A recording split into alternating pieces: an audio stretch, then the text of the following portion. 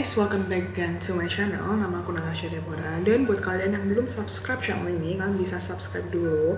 5, 4, 3, 2, 1. Thank you. So, di video hari ini aku bakalan ngebahas tentang kasus yang sempet banget viral dan dinamai kasus Setiabudi 13. Nah, kasusnya seperti apa sih? Jadi nggak usah lama-lama, kita langsung aja ke videonya. Jadi, kasus Setiabudi 13 ini bermula pada tanggal 23 November tahun 1981, di mana pada hari itu tiba-tiba ada 2 kardus yang ditemukan di jalan. Tapi kalian bayangin kayak kardusnya gede banget, jadi bukan kayak kardus make up gitu ya guys. Ini kardusnya gede banget, ditemukan oleh 2 orang satpam yang bekerja di PT Garuda Mataram Motor. Nah, ini kayak perusahaan perakitan kendaraan gitu lah guys intinya. Nah, satpamnya ini kayak kepo gitu karena nih kardus kayak ngeluarin bau yang sangat nyengat banget kan. Kalau misalnya jadi satpamnya juga kepo kan, pasti ini isinya apaan sih. Nah, kardus ini tuh ditinggalkan begitu saja di atas trotoar Jalan Sudirman yang nggak jauh dari persimpangan Jalan Setiabudi.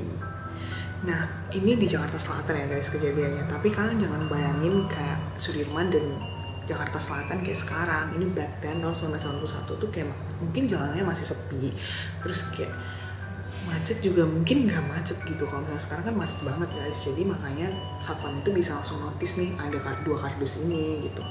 Nah, pada awalnya kardus ini tuh nggak terlalu kelihatan mencurigakan gitu guys, karena mungkin orang-orang mengiranya ini tuh cuman kardus sampah doang. Nah, tapi karena tuh baunya kayak tiba-tiba jadi kayak semakin hari semakin menyengat. Nah, jadinya 2 satpam ini yang tadi nemuin itu kayak jadi kepo kan. Tapi karena mereka juga nggak berani nih buka kardus ini karena mereka takut kena semprot kalau misalnya kardus ini punya orang. Jadi mereka tuh ngelaporin ke polisi yang sedang bertugas di sana. Kebetulan ada polisi juga di sono. Nah, tapi karena si polisi ini juga sibuk lagi ngelakuin tugas, which is aku nggak tahu mereka ngapain juga. I believe jalannya juga nggak mungkin seramai itu. Jadi si polisi ini juga nggak bisa ngebantuin ngecek apa sih sebenarnya isi kardus ini. Nah, di sini kalian harus ingat kalau misalnya ini adalah kasus mutilasi pertama di Indonesia. Jadi polisi ini sama sekali nggak punya pengalaman tentang menangani kasus-kasus yang menyeramkan seperti ini. Kasus apa yang paling diingat? Sekitar tahun 81 loh.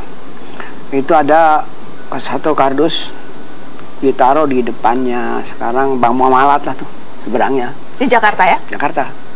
Itu ternyata potongan-potongan manusia. Jadi karena tadi polisi nggak bisa ngebantu ngecekin nih, jadi kardusnya udah ditinggalin gitu saja di sono.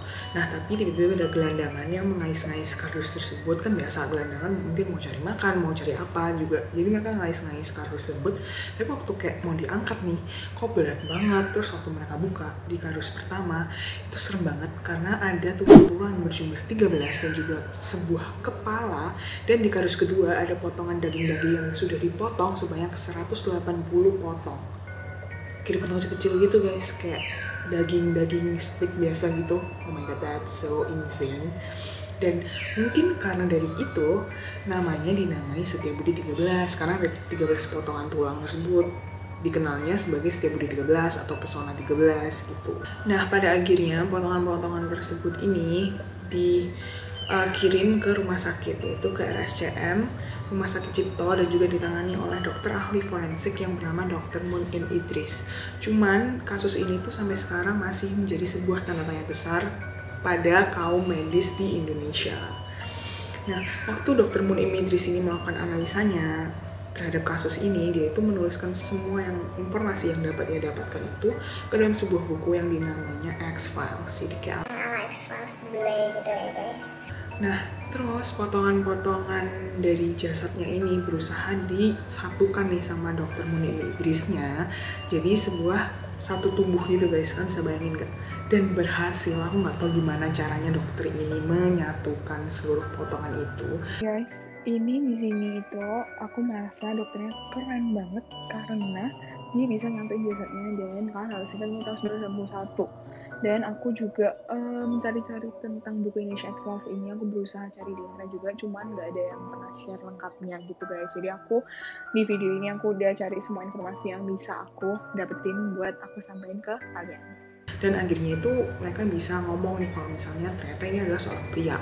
Dan juga tingginya sekitar 165 cm, umurnya sekitar 16-21 tahun, dan bahkan mereka bisa tahu kalau misalnya nih laki-laki ada beberapa tai lalat di bagian tubuhnya gitu.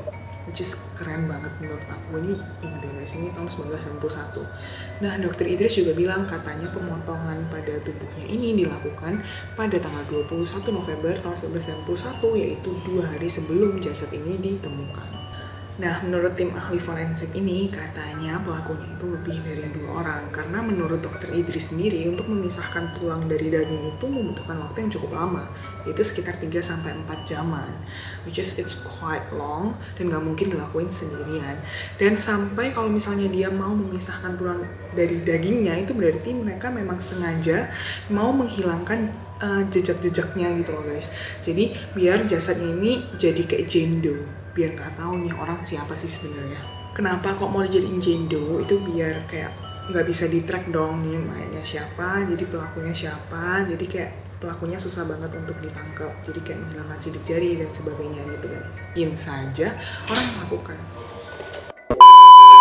Nah, anehnya pada kasus ini itu malah tanda-tanda intinya masih ada, kayak sidik jarinya itu masih ada guys, which is aneh banget menurut Dr. Idris. Nah, menurut Dr. Idris sendiri, mungkin pelakunya memang sengaja menyisakan tanda-tanda tersebut, kayak seakan-akan mereka menantang polisi. Bisa nggak sih lo nyari gue ini siapa gitu loh. Itu jari kan, seperti kambing guling lah, saya ratusan potong. Kemudian paru, hati, dan limba masih utuh. Tapi anehnya sidik jari ada, muka ada, tapi tidak terungkap sampai sekarang. Tapi sayangnya sampai sekarang itu masih tidak diketahui motifnya apa. Itu adalah kemungkinan pertama. Namun ada kemungkinan kedua, yaitu mungkin pelakunya memang kurang ahli dalam bidang seperti ini. Jadi mungkin secara tidak sengaja dia meninggalkan bekas-bekas jejak-jejak tersebut yang akhirnya polisi bisa menggambar sebuah wajah dan disebarkan di media koran.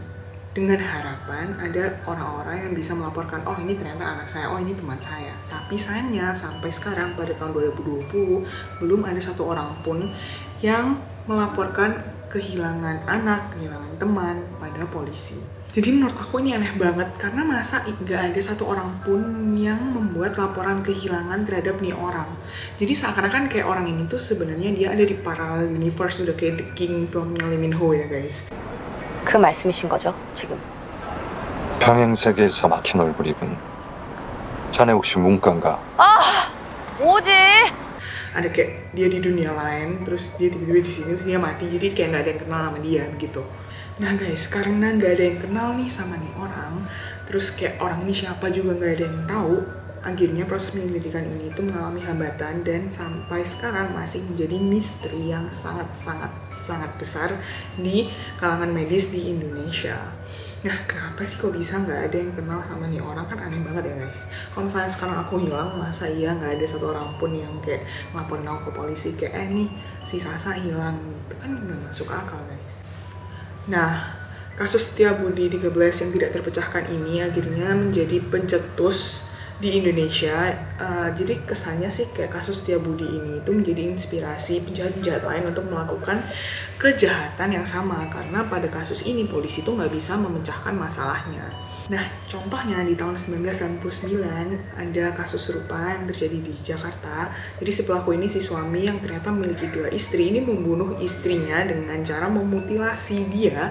Dan memang waktu diwawancarai, dia mengaku nih si pelakunya bilang kalau misalnya memang ia terinspirasi dari kasus Setiabudi 13. Kemudian di tahun 2008 ada Rian Jombang, ini yang terkenal banget, nanti aku bakalan bikin satu video tentang Rian Jombang sendiri. Jadi intinya kasus Setiabudi 13 ini tidak terpecahkan sampai detik ini. Jadi siapa ya kira-kira pelakunya, kan bisa tulis komen di bawah.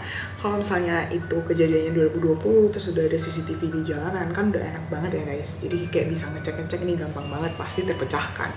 Sayangnya itu terjadi pada tahun 80-an dimana elektronik itu belum secanggih sekarang guys. Tulis komen kalian di bawah, menurut pendapat kalian gimana. I think that's all for today's video. I hope you guys enjoy it as much as I enjoy making this video. Thank you guys so much for watching my video. Jangan lupa untuk like, comment, subscribe, dan juga share ke teman-teman kalian ya guys. Bye, see you guys in my next video.